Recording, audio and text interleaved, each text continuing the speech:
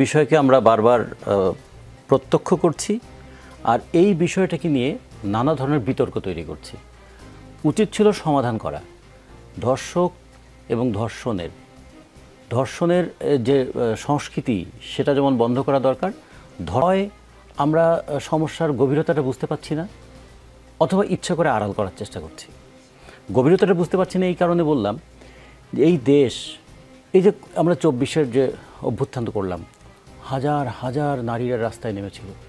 খেয়াল করে দেখুন, এই ভূখণ্ডের যতগুলো বড় আন্দোলন ছিল সব আন্দোলন যখন নারীরা এসে নেমেছে আর শ্রমিকরা এসে নেমেছে তখন সেটা সাফল্যের মুখ দেখেছে। যে কারণে ব্রিটিশ বিরোধী আন্দোলন কিন্তু একটা গান ছিল, না জাগিলে ভারত ললনা, ভারত বুঝিবা জাগে না জাগে না।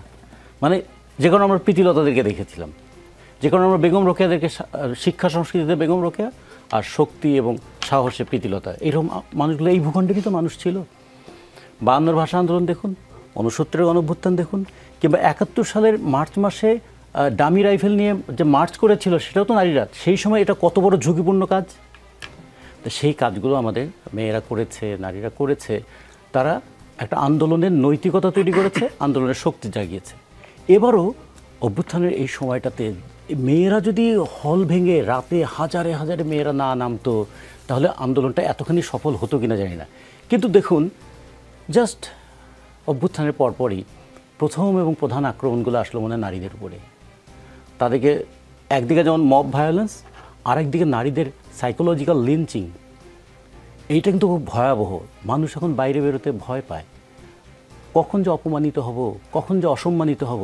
একটা মানুষ যদি অপমানিত এবং অসম্মানিত হওয়ার ভয়ে থাকে, তার বিকাশ কি ঘটবে? আচ্ছা, তার ফলটা কি দাঁড়াবে?